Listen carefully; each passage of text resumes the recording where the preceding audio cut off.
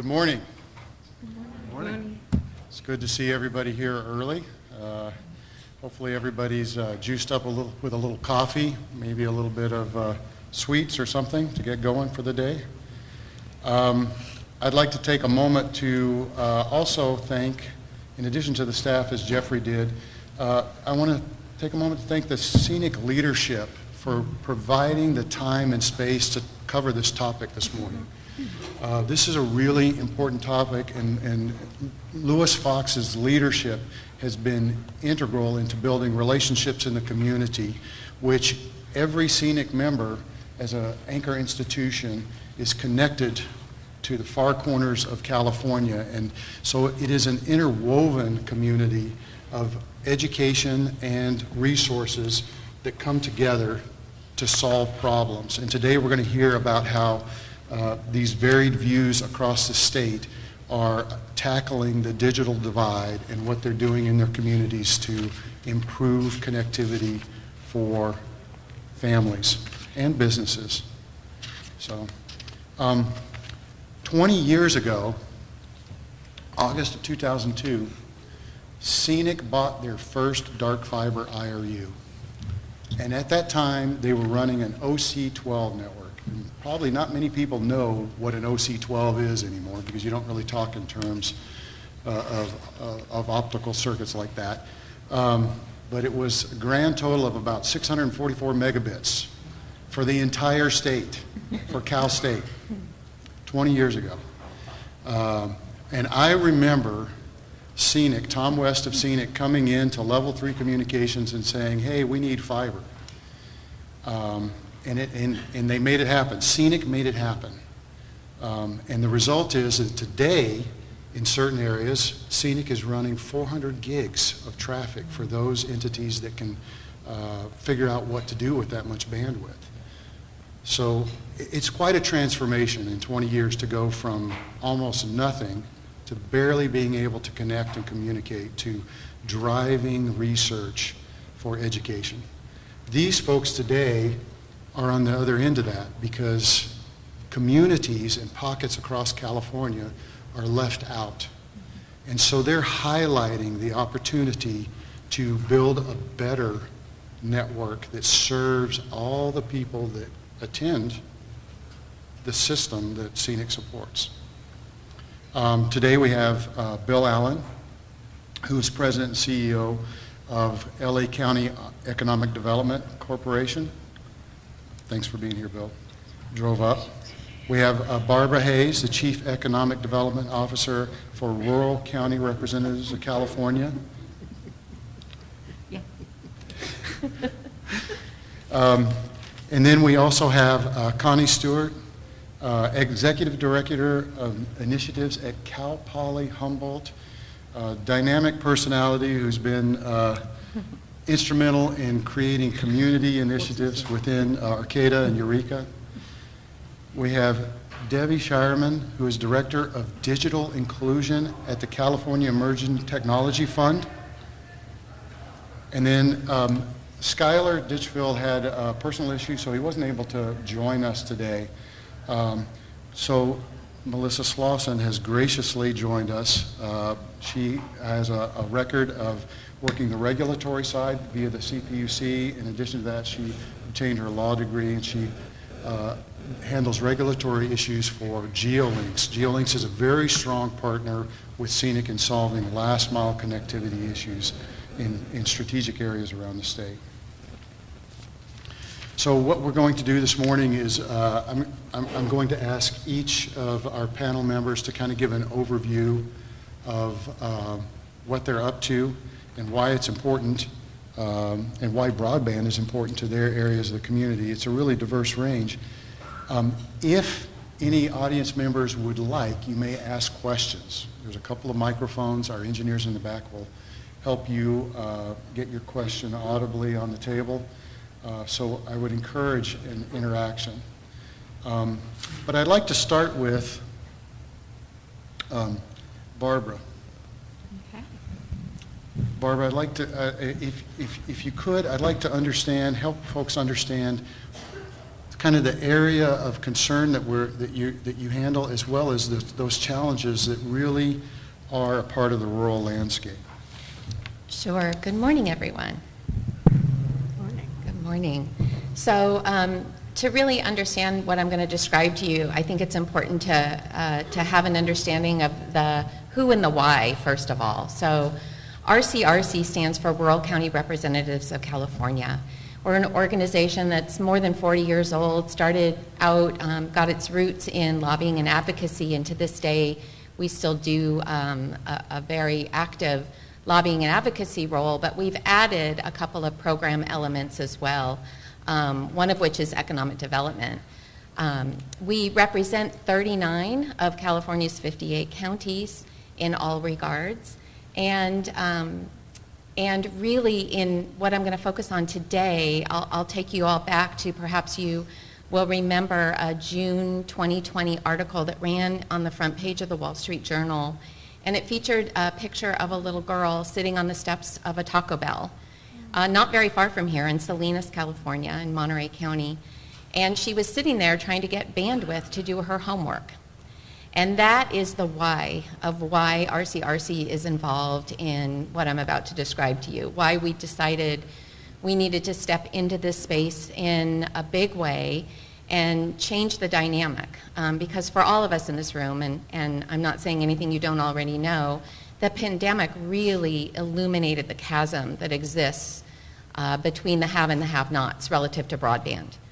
And with my economic development hat on, sitting next to my fellow economic developer here on the stage, if you don't have children who are educated, you don't have a quality workforce. And if you don't have a quality workforce, you won't have a sustainable economy.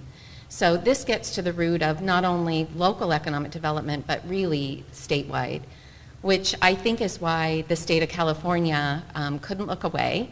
And they stepped into the middle of broadband in a big way with the passage of SB 156, the crafting and the passage of SB 156 in July of 2021.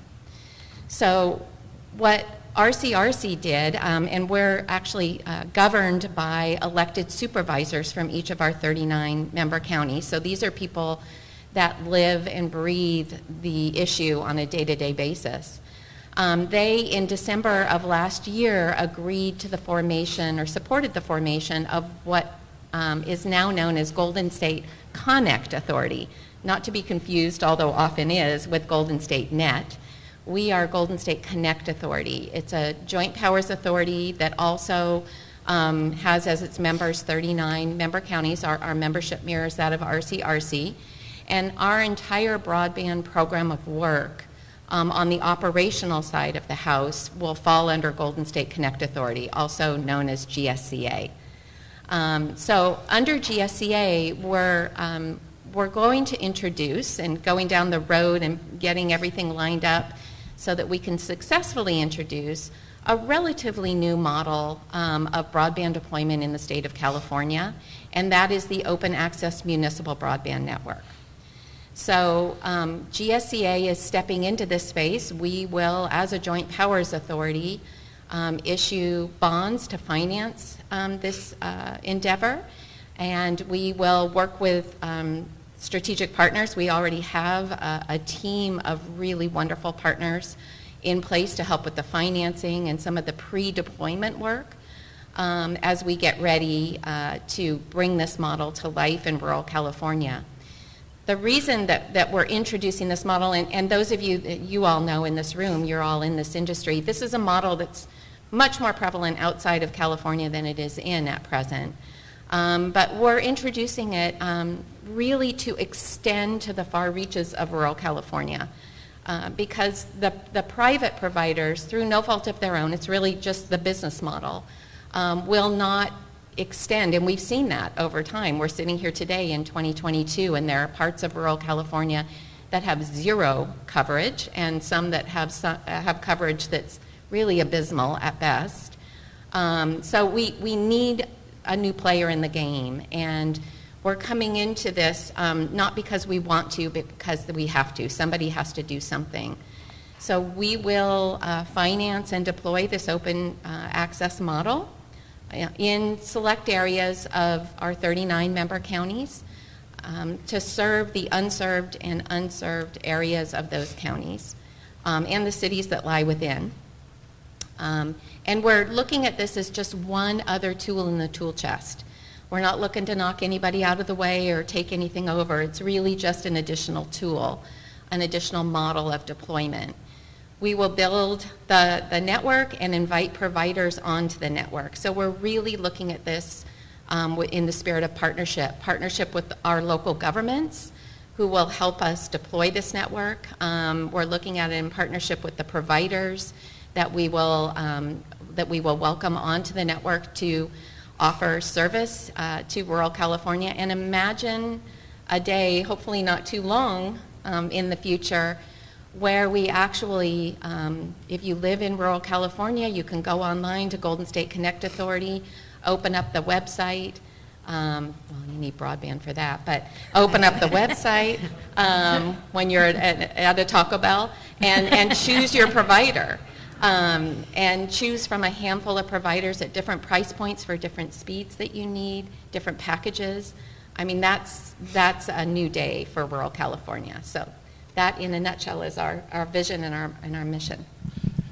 Barbara, would you say that the reason for the lack of connectivity, what's the real issue around that? I mean, I think from our conversations, it's really commercial carriers cannot create a business plan. Yeah. Is that? That's a fair statement. I think, and I mentioned it's really the business model that commercial carriers have. It just will not really justify reaching out to those far reaches of our member counties, of far reaches of California that it needs to. It doesn't pencil. So that's why the introduction of this new model at scale, which is something that RCRC brings to the equation. It's not a one-off, one county kind of deal. The ability to do so at scale across project areas within our 39 member counties is really kind of the answer to the question. We also are looking at a way that really focused on community benefit, because we're a public entity as a JPA. So really we're community benefit focused. We are not revenue, we are revenue focused. We are not profit focused. So that community benefit piece is an important element, and the profit is not in the mix. Any revenue over expenses that we have on a system-wide basis will just go further into extending that network, and that's really our mission, is that community benefit piece. Thank you. Mm-hmm. Thank you. I'll turn to the other economic development officer, Bill Allen. What do you have to share with us today, Bill? Well, first of all, thank you, Eric, to you and Louis for inviting all of us, and to all of you who are in the room this morning to listen to a panel on digital equity. I appreciate that so much and applaud that so much. I do lead, for the past 17 years, though I'll be retiring in December, the LA County Economic Development Corporation. And about a dozen years ago, we led 1,000 stakeholders in our region: business, labor, government, community-based organizations, environmental organizations, social justice organizations, faith-based organizations. Every sector of our society was represented in planning a strategy to recover from the great financial recession, which had cost us 400,000 jobs in our region. And part of that plan was deploying ubiquitous broadband to every household and small business in our county. We made a lot of progress in the last dozen years, but we're nowhere near where we need to be. That plan was affirmed 5 years later by a similarly large and diverse number of stakeholder voices from across our county. But when the pandemic hit, we again lost a significant number of jobs. 785,000 jobs were lost in LA County. Thousands of businesses were closed. Many of those businesses that we spoke to through our small business assistance program told us it was because they had no internet connection, no digital relationship with their customers, no ability to retain any sort of relationship with their customers while they had to close for the public health orders. We saw students who were unable to study. We saw similar images of students outside fast food restaurants trying to do their homework.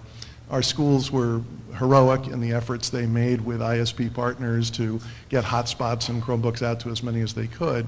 But that didn't work in every community. Even today, our LA Unified School District has a wonderful relationship with Charter Spectrum and AT&T where they're paying to connect every household in their district, but they've already identified thousands of addresses. They've shared them with us on a map where those two companies, who are very broadly represented across our county, just can't service that address. If you look at CPUC maps and FCC maps, it will identify more than 60,000 households that have no service whatsoever. They're unconnected. The infrastructure just doesn't exist to connect them. And I should point out that LA County, while it has more than a quarter of the state's population, is usually thought of as an urban county, but we are an urban county, a suburban county, a rural county, and even an island county. Catalina Island is part of LA County and has terrible connectivity. So we've got a broad array of challenges. We have 88 cities who try and address these challenges. Some of them are very small cities with literally less than 10 employees. They have no capacity to solve this on their own. So we've brought them together through their councils of government. We've held numerous briefings for them about the resources available. We formed a regional broadband consortium within the first couple of months of the pandemic hitting. The PUC designated as their RBC. I see RBC partners. I see Maria Kelly from the Broadband Consortium of the Pacific Coast. I'm sure there are other RBCs represented here in the room. But that allowed us to create a relational infrastructure across our 88 cities that involve all of our major cities, councils of government, the county, the school districts, the county office of education, healthcare institutions, large employers, nonprofits, philanthropic foundations. The ISPs, of course, are part of this effort. And we have task forces on infrastructure, identifying where we need to deploy more infrastructure. We have task forces on adoption, working with CETF and others on how do we promote the services that are available, the affordable services. We've done studies in our lowest income communities, and by the way, I mentioned more than 60,000 households who have no service. We have 365,000 households who are not connected, more so for affordability reasons and other barriers than lack of infrastructure, but still a serious problem for us. They are our most densely populated households. They represent more than 1.1 million Angelenos. They are disproportionately people of color. They are disproportionately in low-income communities, disproportionately seniors, and they've been denied access to telehealth services during the pandemic, to remote working opportunities, to education opportunities, to opportunities to gather benefits that they're entitled to that in many cases are only available online. And so it's a very, very serious challenge for us. We brought together literally hundreds of stakeholders. Our foundation community formed a digital equity cohort to advocate strongly for equity as the driving factor in how we deploy any public resources in our region. Our county has come together with some help from our regional broadband consortium known as the LA Digital Equity Action League. They've come together to partner with the City of Los Angeles, with the LA Unified School District, with the County Office of Education and others to design a community broadband network that will roll out later this year, initially to 12,000 households, soon 100,000 households and beyond.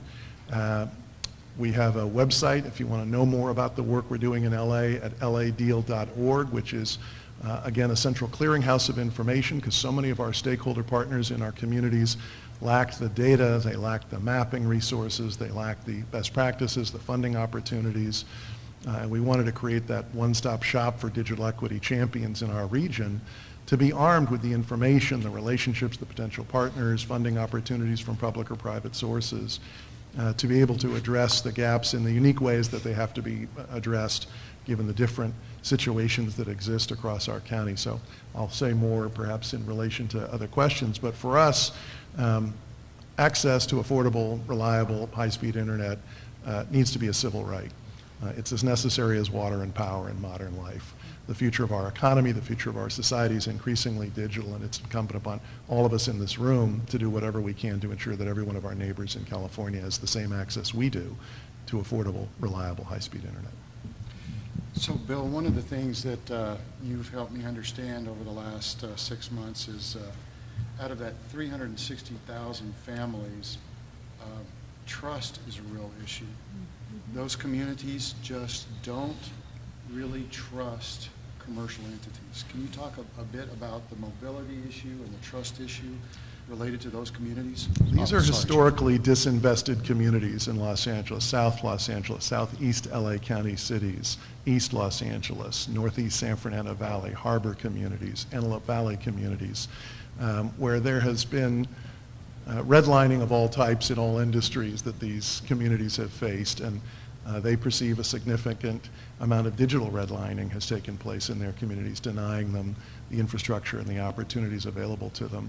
We went and spent a considerable amount of time in communities. We picked one relatively low-income city, a municipally organized city, and one unincorporated community of the county. Spent quite a bit of time in senior centers, parents' meetings, public parks, outside grocery stores, wherever we could talk to community members in particularly Spanish. These are heavily Spanish-speaking communities, but other languages spoken as well, and where we had people who could speak those languages, we wanted to speak to people in language where they are to understand their experiences. And we asked them, what do you know about affordable options available to you in your communities? And to a person, they either didn't know about them, or what they knew is not what we all know an affordable option is. They described back to us bundled options. They said, oh yes, affordable is when I get HBO and Showtime and the NFL Network, TV, phone, internet, and it's $120. That's still not affordable to me. We said, that's not an affordable offer. And they said, well, then I don't know what you're talking about.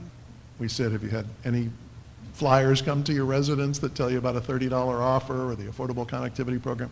No, we have not. So there's a problem. Our California Community Foundation did a study recently of the offers that are publicized by the major carriers in Los Angeles for 300 megabits of service, or 100 megabits of service, or 500 megabits of service, or 1 gigabit of service. And in all too many instances, a really significant number of instances, the prices being charged for those levels of service were higher in our low-income communities than they were in our more affluent communities. In some cases, that was because there was more competition, more service providers in the affluent communities, but not in all cases. In many cases, there were the same number of service providers competing in an affluent community versus a less affluent community, and the less affluent community was being charged more for the service. This has built a lack of trust in our communities, and it's why they're seeking help from their community-based organizations and from their school districts and from their libraries and from their local government to give them an additional option. And it's why we're grateful to the state for the state's investment, grateful to the federal government for their investment, grateful to GSN and CONNIE for what they're doing. And by the way, they've spent time with us hearing from the voices of our community, ERIK and his colleagues at GSN, listening to our communities and adjusting their middle mile planning to some extent to ensure they are providing open access to providers both public and private who might be willing to serve these communities in the years ahead. So. Yeah, we at GSN, we appreciate those conversations because the middle mile network is really relevant when it works for communities. Thank you for that perspective, Bill. Connie also represents grassroots initiative and an area that's isolated in the state. I don't think people really appreciate how far you've come to be here today in many ways. So please share with us your thoughts and what's changing in your part of the world. Okay, well, first of all, ERIK, when we first talked, asked me to tell you the story of 20 years of activism on the North Coast. I'm up in Humboldt County. I live in Arcata, California. I have 5 minutes to tell you a 20-year story. So I told ERIK he could just say, skip that, Connie. Keep moving, skip that. Okay, so our activism started 20 years ago because we couldn't get phone lines into the North Coast. So at the time, Pac Bell had a great idea. Why don't we bring fiber up from Santa Rosa? And we thought that was wonderful because then we could have as many T1s as we wanted because T1s were the state of the art then and we wanted more T1s. Everyone thought that was a great idea except for Caltrans. Caltrans wanted to be paid for the right of way to bring fiber up there, and it led to a big state lawsuit. I, at the time, was a mayor of the town of Arcata, and we were, of course, very upset because there were about 17 miles of this that didn't get built. And we had state legislation. I went to work for the state legislature. We carried legislation. It finally took an executive order from Governor Schwarzenegger at the time in order for Caltrans to agree to allow us to have our fiber optic. And so everyone wanted to celebrate, yay, we have our first fiber line through. And Greg Foster, who worked in economic development up in our area, was quoted in the paper saying, yay, now we're one Yahoo with a backhoe away from being cut off from the rest of the world. Which led to a phone call from then California Transportation Commissioner Director Sonny McPeak, very upset at us for not being able to celebrate the fact that we have one fiber optic line. A Yahoo with a backhoe then cut the line 4 times. And so we actually did a study on the economic problems of having your fiber line cut. Airports couldn't fly out because they couldn't get reports on fog. Hospitals shut down surgery. We had credit card banks had to close. You know the story. But back then, remember, this is 20 years ago. It was news to everybody why a small town needed to have a fiber optic line. So anyway, Sunny, after it got cut a couple of times, and she moved over to the California Emerging Technology Fund, we immediately hit her up and said, we need a grant to study how we get more fiber optic lines in the community. And Sunny had this great idea. Her idea was that if we just aggregated, if we just figured out how many companies needed a line, that we could convince companies to build them. And so we did a study. We focused on demand, supply and demand. We focused on aggregation, and we focused on policy. What policies could we do to make life easier for folks to come? And in the community, because remember, this was about phone lines to begin with, everyone was mobilized for it. Everyone needed phone lines. Everyone in the community knew what was going on with this. And so we did this report, and our slogan was, do it or we'll do it for free to the companies. And ubiquitous broadband. I had to learn how to say ubiquitous because I couldn't say it even. So that's why I just said do it or we'll do it for free. So what we really learned through that study, and we were all really shocked, was that there is not enough aggregation in the communities to justify building broadband. There really isn't. But there was enough for the operation and maintenance. If you build it, we can afford to keep it up. And so that was really our message. And so Senator Padilla and others began carrying bills and creating funds to allow, and we had already mobilized. And so we actually were the first regional consortia in the area. And what we focused on was, how do we get this everywhere? We were focused on economic development, and we were such a great match with Sunny because she was focused on households. And so that allowed the conversation to be every household deserves to have this technology. And for us, it was, we know every household could be a business in rural communities. You had architects moving into the area and they couldn't work. We had folks from Hollywood moving into the community who were going to the airport and flying every week, but coming up and spending weekends. So we knew we needed to get this everywhere. And so anyway, we still are operating off that same plan of creating middle miles through our area. And the middle mile that we are most focused on in our region, it was along Highway 299, because there were 16 unserved and underserved communities, and this was also the gateway to a lot of our tribal lands. And so we were like, if we can get a fiber down 299, we can serve everyone. And so we worked with 7 different companies to try to get a fiber. And one of the things that we learned, since this is the equity thing, I should say, is we would go to those communities and we would be like, we'd go to those companies and we would say, and you're going to help cover the tribal areas. And they would say, yes, we're going to, yes, we're going to. And when they put the grant in, they would leave the tribal areas off. And I remember I kept having these difficult conversations with the tribes. They told me they were going to put you guys in. And Peter Pennycamp, who ran our community foundation at the time, said to one of the tribes, look, they're never going to include you guys. No matter how much they tell us they are, you're going to have to build your own fiber network in order to do that. And the tribes at the time were like, you're right. If you want Cadillacs, you got to make Cadillacs. So you got to control the means of production.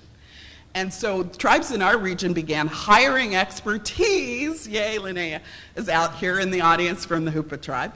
Hiring the expertise to build their own systems and to go for their own grants and to create their own plans. And so actually, in many ways, they became further ahead than the rest of the region because they put their own sweat and tears into making sure that they wouldn't be left behind in the technology. And so our community is still mobilized. After 7 companies. I'm pleased to report that I think we'll have our environmental documents very soon on Highway 299. And we're working with Google, Facebook, and a company called Trans-Pacific Networks. Now, remember when I said that there's O&M money, but there's not money for building this?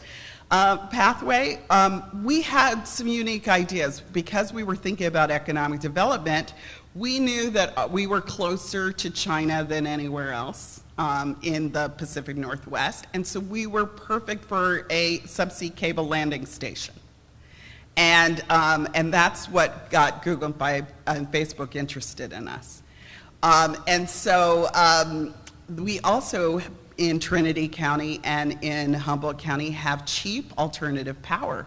So you can have data centers. So what we really did was we sold them on future economic development opportunities that could help justify the cost of this line. And so that's been really where our success. Eric, should I stop there and give it back to you for a second? I would never stop you from sharing whatever Okay, perspective. well, I'll tell one more story then, because, even as we are talking, we planned on building 7 middle miles in the region that would serve about 150,000 people. And they're very similar to the road systems that are necessary. We're focused on middle mile because we have providers in the community. And remember, back when we were talking in 2009 about open access middle miles, that was like communism back then. What are you talking about? Open access middle miles. Now we're finally, after all these years, we're doing that. But it was very hard to be from a rural community and convince people that you deserve this kind of technology or that you'll use it, right? So you heard terms like broadband to nowhere. So I have to tell you that I know that communities will find unique ways to use broadband and that none of it will be wasted. And I'll give you an example. So right now we are building the terrestrial portion to hook into the subsea cables. We've landed 2 cables off of our coast. One's going to Singapore and the other's going to Taiwan. And I am a proud leaser of dark fiber. I was one of the first leasers of the dark fiber in our area, and I'm using it. Cal Poly is using it to measure earthquakes using acoustic data because we are the most seismically active area in the lower 48. And we are hoping to work with USGS to figure out how to make the early warning system a little more effective to save the lives of everyone along the coast. And we can do that because we are the most active place in the lower 48. So here's a perfectly good reason why a rural community that doesn't have a lot of people can really add value by having this kind of fiber. So I'll stop there. So one of the things I think we skipped over is your offices are on the Cal Poly Humboldt campus, correct? Well, right now, because of the pandemic, I'm working out of home. So we skipped over, why does Cal Poly Humboldt care about That's doing what I this was going to region? ask you about. Okay, Why is it important to Cal Poly? Well, okay, first of all, during the pandemic, we had a lot of folks in the community that didn't. We spent $45,000 a year on hotspots for our students. And also, because we care about students throughout the region, we worked very closely with the California Emerging Technology Fund and Frontier Communication on getting Chromebooks to the students throughout the region, because they're our future students. Then even after we did that, I said to Frontier Communication, I think tribal students have been left out. And Frontier called me and they said, if you think that's the case, why don't you make some phone calls? We'll get some more Chromebooks if you make some phone calls. Me and Valerie Reed, who works for United Indian Health, made 7 phone calls and found 1,450 tribal youth that hadn't gotten Chromebooks. And Frontier Communication and CETF provided them all. So, one of the reasons why Cal Poly Humboldt cares about this work is because we're Cal Poly now, we're really place-based. We're out there in the community. Our lab is everywhere. We need to have folks have technology everywhere. And it's also life and death for us. There's no cell service through a lot of those road systems, and we've had school buses of kids get stuck in the snow for multiple days and have to walk out, have one person walk out to call us. We've had kids fall into the river on their way to and from and have to hang on until daylight because they weren't able to use a cell phone to call for help. And so for us, this is a really important, it's life and death. It's not just about justice. But really what happened was, as I said, I went from being mayor to I had been working on the study, and the study was being done by Cal Poly. And the first day I showed up at work in 2009, Steve Karp handed me a big box, and he said, "Congratulations, you are now the regional coordinator for all broadband activities in Humboldt, Del Mar, Trinity." That's how it happened, and I haven't left Cal Poly, so I'm stuck. But I keep saying the day 299 is done is the day I retire. That's it, but not until then. Thank you. So we've heard from 3 unique voices in the community who are driving from the grassroots level. I'd like Debbie to share a little bit about Emerging Technology Fund, California Emerging Technology Fund, and the work they do there. Great, thank you so much. So CETF was actually established way back in 2005 when large telecommunication companies were proposing merger. Often when large companies propose mergers, they leave the low-income communities behind. So we basically became the advocates for the low-income communities to make sure that when these companies merge, there would be affordable offers available for those communities, and also that we would have an opportunity to have them address the broadband issues. So it was started with SBC and AT&T, and then Comcast and NBC, and Frontier and Verizon. So each time those organizations merged, we were able to stand in front of their merger and require them to establish some programs for low-income communities. So we've been advocating for that for over 15 years. Right now we have a lot of focus on this ACP program, the program which, as you guys have heard a lot, is a $30 discount for internet service for low-income families. We've established this Get Connected program in partnership with the California Broadband Office, with the California Department of Technology, with the CDE, local, state, and county organizations throughout the state. Right now there's 1.8 million households that have no internet in California, and another 750,000 households that only have their smartphone for internet access. So those are the people who definitely need to get caught up and be able to have access to live in this day. So with this Get Connected program, we've established a call distribution center that is manned by local CBOs. So we have an 800 number. Individuals will hear about the program and call our center, And those CBOs will actually help individuals fill out applications and learn how they could be eligible. So they basically hold their hands all the way through the process. About 20% of the people who hear about the program do need some extra help to do so. So that's really, really, valuable. Since December, we've had 20,000 calls into the center, and we've helped 7,000 people enroll in the program.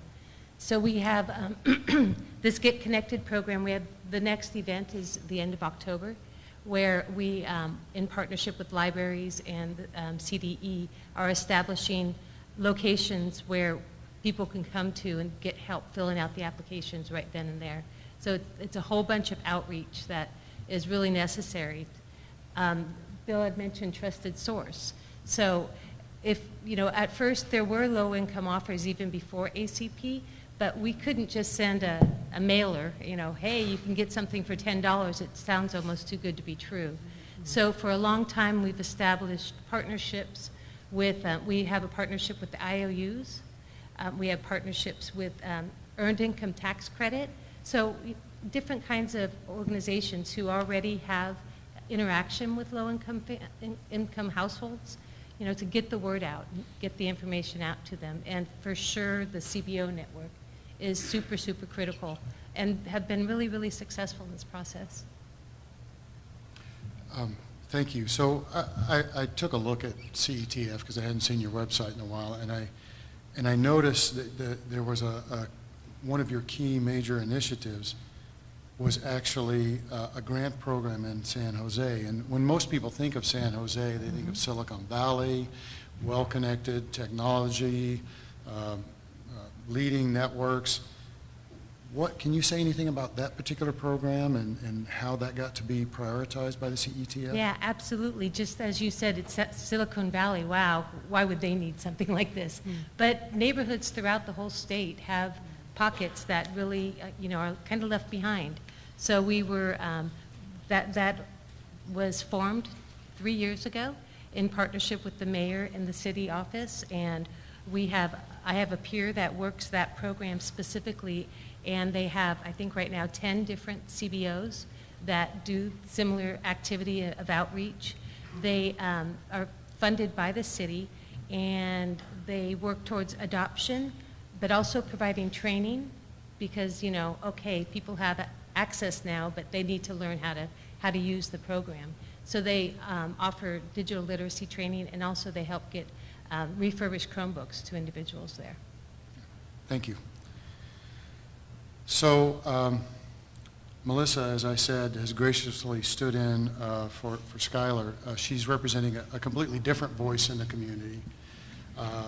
Not exactly large carrier, nationwide carrier, but more of a niche player. And I'll say GeoLinks is a really creative and flexible partner looking for ways to solve the problem. So Melissa, can you share a bit about what GeoLinks has come up with? Yeah, absolutely. Well, good morning, everyone. Thanks for having me. Skylar is about 9 inches taller than me and a lot bigger, so just use your imagination. So thank you for the intro. So GeoLinks is a hybrid network provider, primarily in the fixed wireless space. And a lot of times when people hear wireless, they think, mobile. They think AT&T or cell phone. But fixed wireless is microwave technology. So it's point-to-point beams or point-to-multipoint beams using line of sight, and it functions like a wireline service, but it's through the air. So our flagship product is called Clear Fiber because from our perspective, we're providing fiber-like speeds, but through the air. So what sets us aside from other fixed wireless providers is, so primarily, we're a homegrown company. GeoLinks was started by Skylar, our CEO, and his cousin, Ryan, who is our CTO. And they started it literally in a garage. And the purpose of starting it was they saw a need in their community for connectivity. They lived in Ojai, California, which is a very agricultural area. It's also now a playground for the stars, but it started out as an agricultural area, a rural area, and people were not getting the connectivity they needed. And so Ryan and Skylar said, hey, we can do that. And so they started GeoLinks, what is now GeoLinks. And because of that, one of the founding missions of our company is to help close the digital divide. So everything we do is to figure out a way to do that while still having a successful business. We're also moved by the pictures of the girl at Wendy's, for example, because we see that in our communities, we see that throughout California and beyond, and we know that there's an issue. So how do we get to a position where everyone has connectivity? Because it's not just an equity issue, it just, to your point, it should be like utilities. Everyone has electricity, everyone has broadband. So what sets us aside really, so we have about 100-ish projects with Scenic. We love Scenic. We think they love us. It's a love fest all around. But because we've figured out a way to reach the areas that a traditional fiber provider, for example, either can't or won't, because to your point, there are economics behind it, and for far-reaching areas or areas where you have to go over a mountain or around a mountain, fiber just doesn't really make sense, and so therefore it's never going to get to those areas. So fixed wireless comes in to not only fill the gaps, but we're also establishing ourselves as a fiber competitor.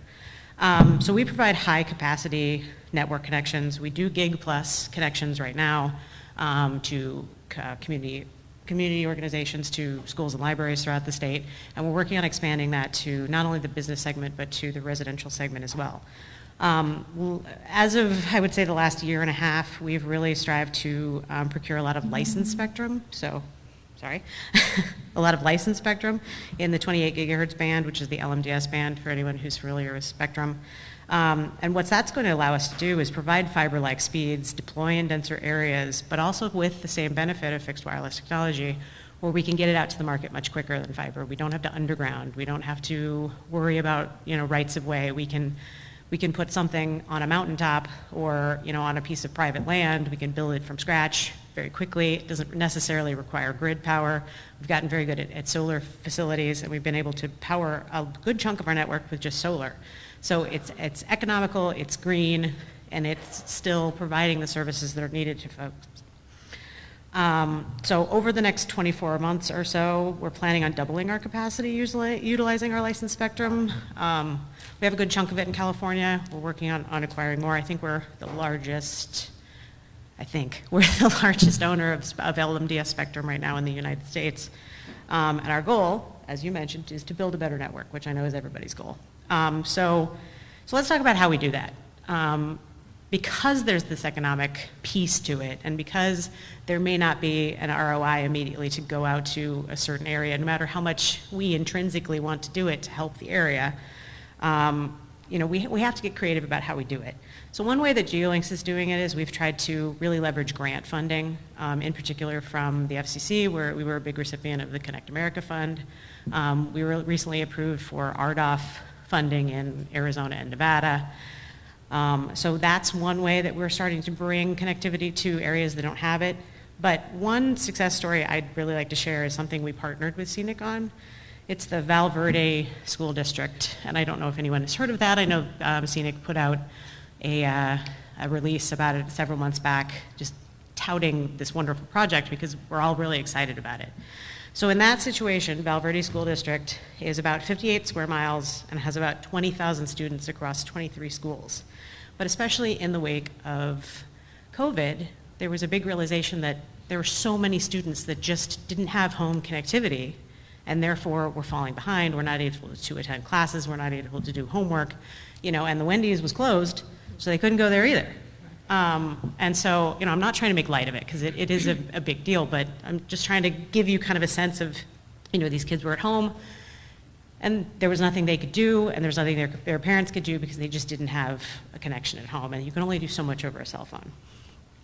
So luckily in that situation, through a combination of working with Scenic to connect to the network that Scenic has, and also utilizing some bond funding, I believe, that the school had, we were able to come up with a creative solution that would allow us to provide subsidized service, 100% subsidized service, via the district to 1,400 students of the district's choosing over 5 years, and the school has the option to extend it for an additional 5 years. And that would be gigabit, bless you, Gigabit symmetrical connections, I believe, but it's definitely gig connections for free for those students. And then in addition, for the entire district, so not just folks who have kids going to the schools, but just the entire district, we'll be able to offer a Wi-Fi based service that's 100 over 20 for $19 a month, in addition to 2 fixed offerings to all the households within the district that are up to a gigabit for $79 a month, up to 200 megabits for $49 a month. And then, there had been mentioned a distrust of big industry, and we also wanted to take that into account because we understand that. And so we're proposing self-install CPEs so that we don't actually have to send technicians into people's homes, because if that distrust exists, that's going to further hinder them from getting a connection at their home, because they don't want someone in their home, they don't want someone crawling around on the roof, whatever it is. So we're trying to come up with solutions that'll address that as well. So that is, we have other examples, but I think that's the best one for this audience because we've been working with Scenic on it. So you used a term I don't think many of the people in the audience know. I know some of the commercial guys get it, but you use the term ROI. Oh, I'm sorry. So, no, that's okay. Speaking I knew what acronyms. you meant, but I It's would... return on investment. Return on investment. And can you talk a little bit about what prevents a company from pursuing network in a particular area? Yes, I'm happy to. And let me say that, this is not my favorite conversation to have because no one wants to talk about this, right? But unfortunately, I don't work for free. We have to leave the lights on. We have to pay for our building that house all of our engineers and our employees. We have not only that, but we have to pay to maintain the network. We have to pay to deploy the network. We have to procure additional equipment. There's a lot of costs associated with doing business, and that's just, you got to keep the lights on because otherwise you're not going to be deploying anywhere. So when we see an area in need, we have to do an economic evaluation of, can we roll out to that area? Are we going to lose money on it? Will we make it up somewhere else? What do we do? So those are the unfortunate realities of trying to do good in the world while still trying to be a business. So I think that kind of brings it back full circle to what Barbara started with, the lack of coverage or underserved areas because the infrastructure isn't commercially reasonable in all cases. It's not just because carriers don't want to do it, it's that they cannot afford to do it effectively. Do we have any questions from the audience? You guys have been quietly listening. Doesn't seem to be, there's two mics on either side of the room.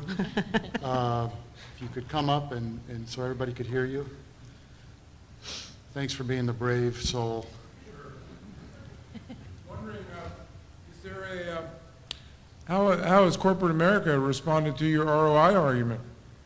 Well, I think it's shared by everyone. I mean, there's a reason there is not broadband, throughout the entire state of California. There's reason there's still gaps in the network, and there's reason there's grant programs out there, and there's reasons that there's groups like these lovely folks represent next to me because there's still this need. So I think that maybe I am a little bit more forthright with what the issue really is, but I think it's shared throughout the industry. Yeah, I appreciated your summary. Thank you. So I'll just add a couple of things to that. It's companies, it's not easy to take grant money from the state or from the federal government. There's a lot of strings attached to that to ensure that the services are delivered. And so companies that are willing to take that on are, quite frankly, invested in the communities that they served. Good morning. Thanks. Great program. I'm with San Joaquin Valley Regional Broadband Consortium and worked on the west side of California for a long time, so I could empathize with many of the stories that were presented. One of the questions I have, and maybe ERIK, you could address this, but a lot of questions from our community, and particularly our agricultural community, is why haven't we looked at the assets already deployed in the state with respect to Department of Water Resources? And I heard a great story about putting a cable all the way across the Pacific Ocean. And I'm just wondering why we wouldn't think about dropping a cable down the California aqueduct. Well, that's a question for Golden State. And so indeed, we do want to look at that. Rights of way are a key part of, and for folks who are unaware, Senate Bill 156 is an initiative by Governor Newsom to establish a middle mile network throughout the state of California. And currently that mileage is about 10,000 miles of infrastructure that's designed to be future-proof connectivity for all communities across California. Meaning that any entity can come and get access, tribal, community, commercial, or whomever. Now, some folks in the room don't like that. All right, some folks in the room are a little bit nervous about that. But we have to hit these areas where folks have been waiting and the investment doesn't come back.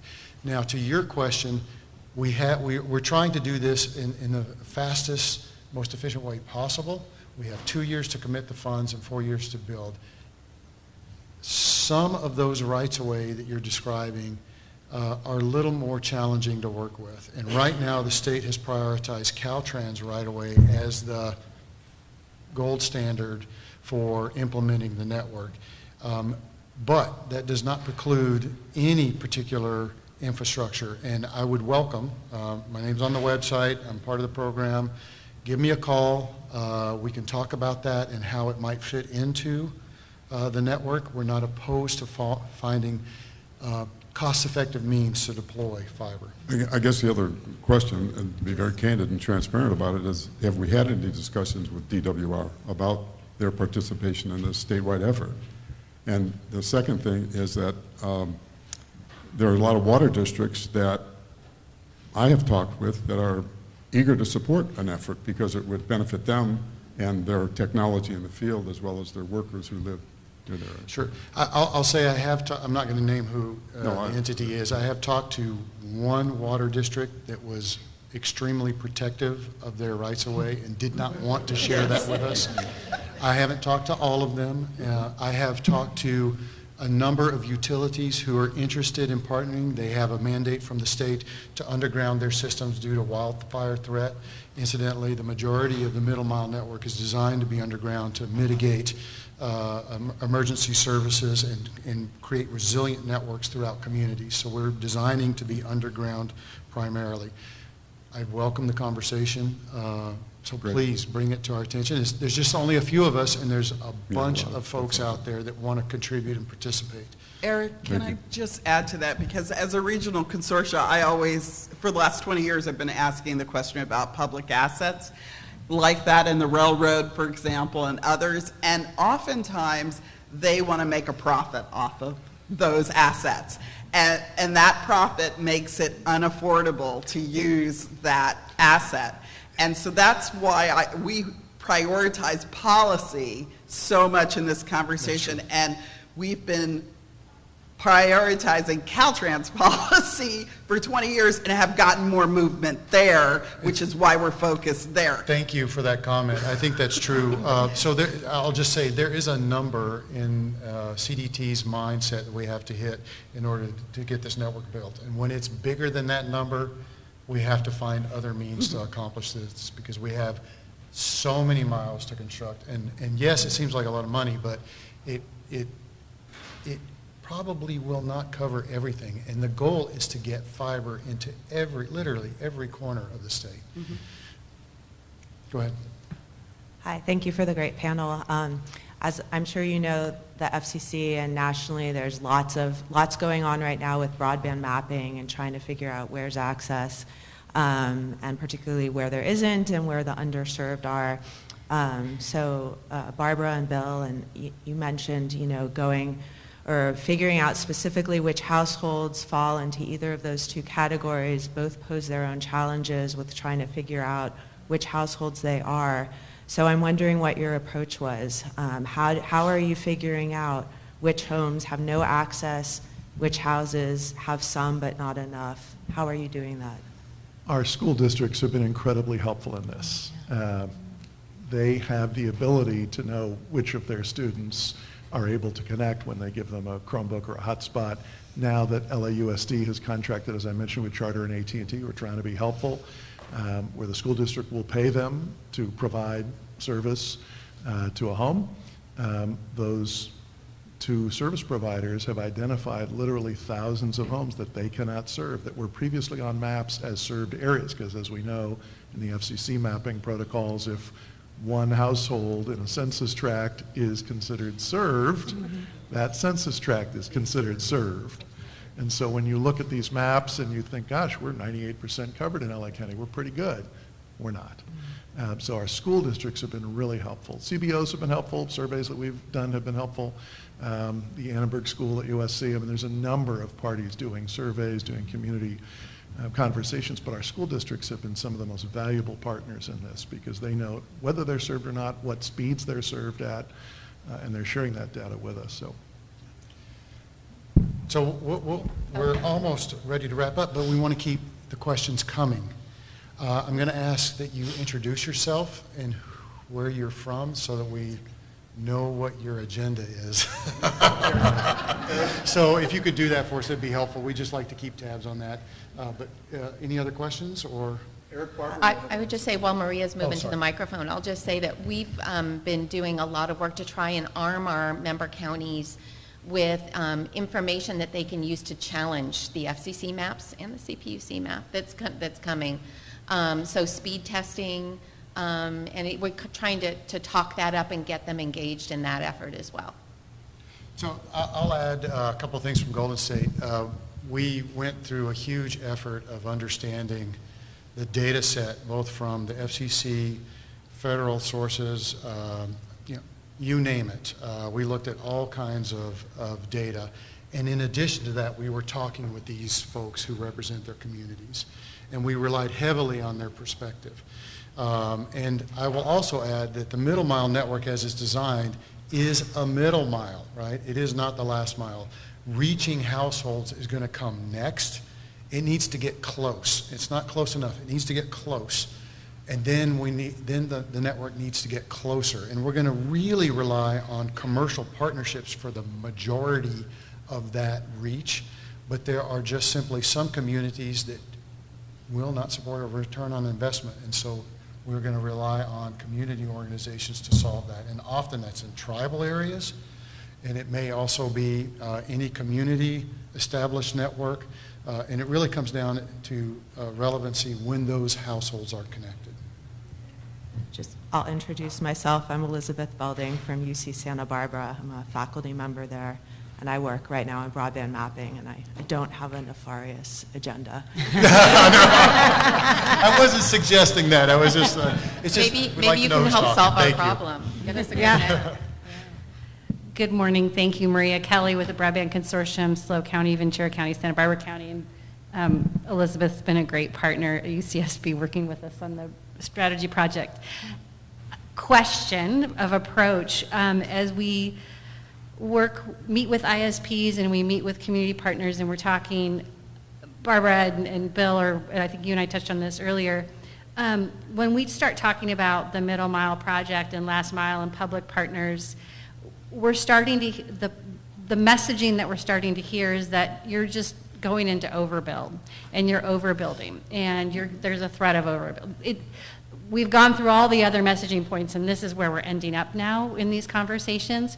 What's a good response so we can continue to encourage partnerships, to encourage the public sector, private sector to work together?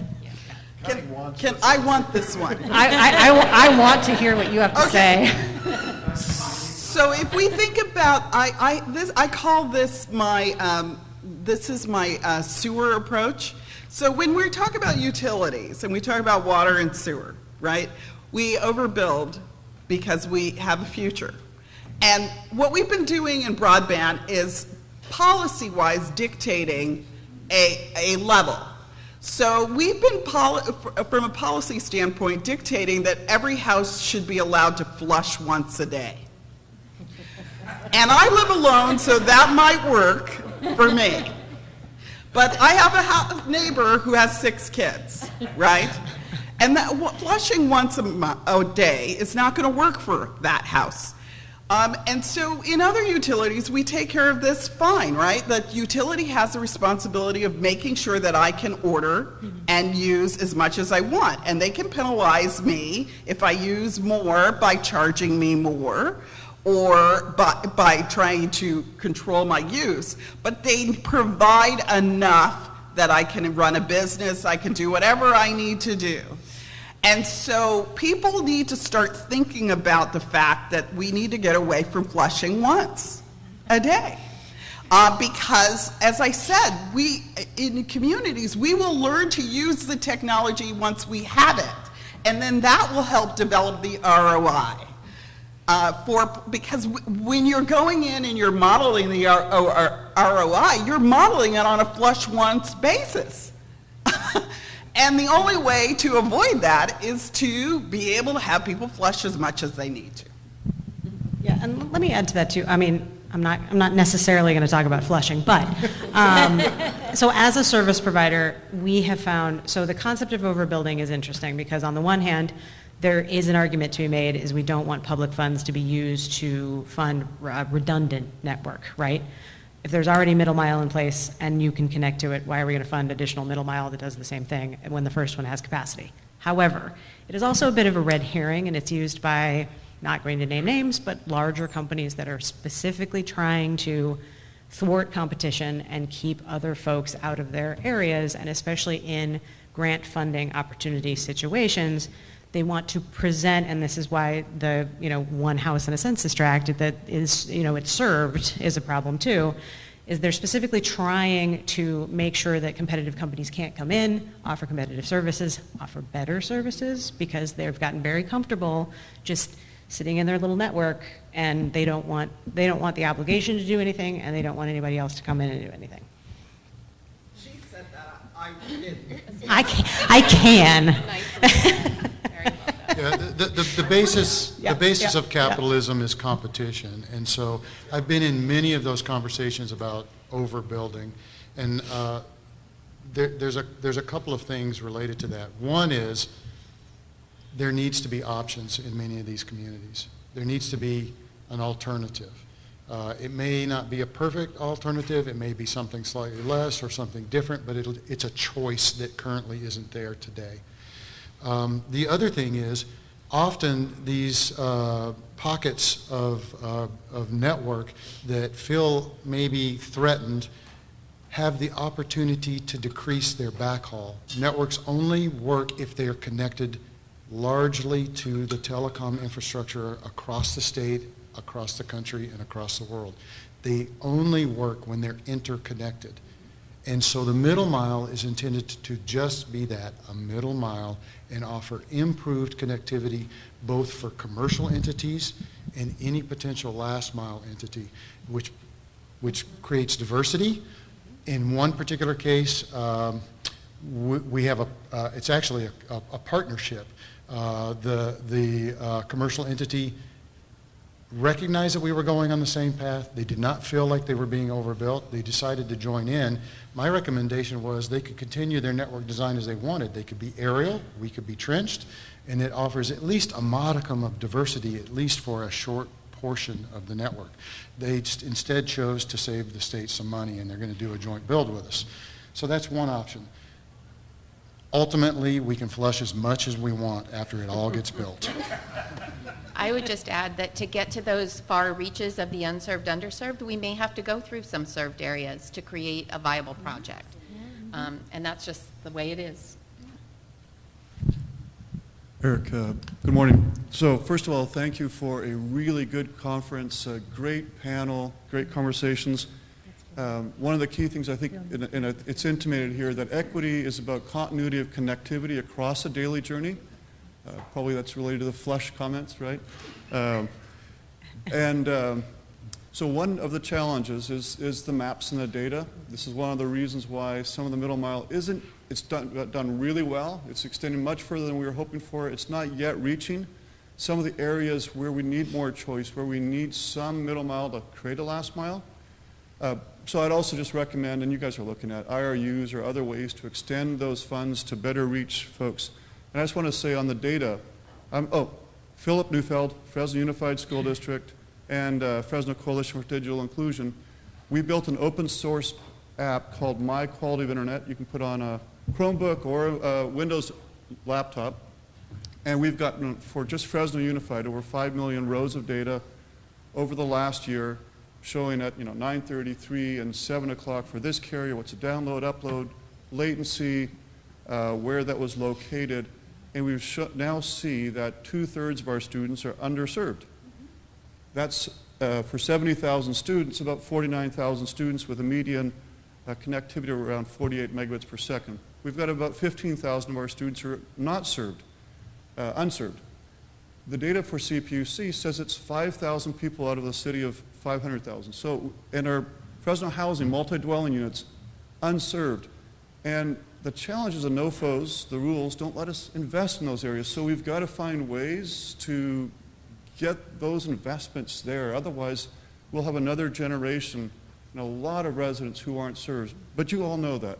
So the key thing, and yes, carriers, because of the regulatory environment and their business models, will choose that to not serve there because it doesn't make sense. And I get that.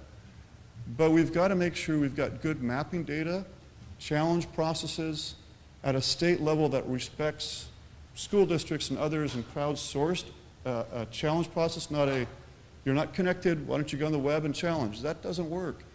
And if we can do that, then we'll be able to make sure that investment goes where it's needed, that it continues to work, and we can continue to move this forward, because it's not going to just be state and federal dollars. It's got to be the kind of innovative stuff you guys are doing on the ground. We all need to do that. And the data is going to be key to hold people accountable and to figure out where we keep improving on things. So thank you. And yeah. Okay, with that, I want to close. Oh, sorry, Linnea, please. Yes, yes. I was just kind We have time being for you. polite. So just really quickly, Linnea Jackson, Hoopa Valley Tribes Public Utilities. I wanted to thank the panel because everyone up there has something to offer.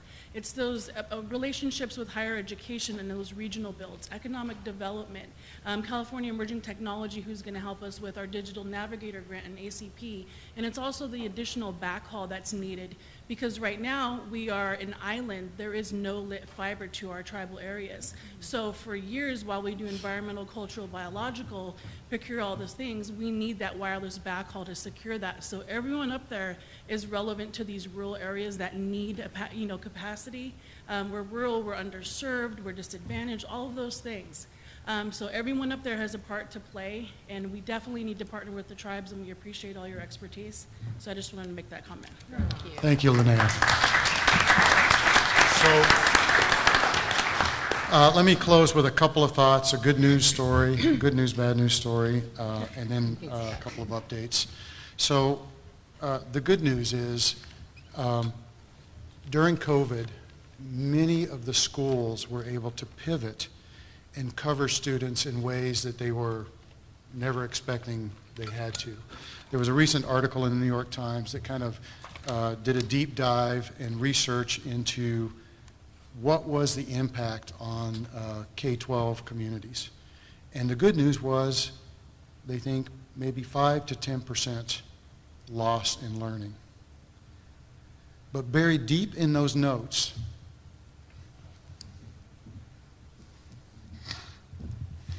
sorry. Deep in those notes, there's a byline, and there's an unknown element. Those people without broadband are not measured. They are left behind. Yeah. They're forgotten. They do not have a voice. These people here are bringing their voices to life for us.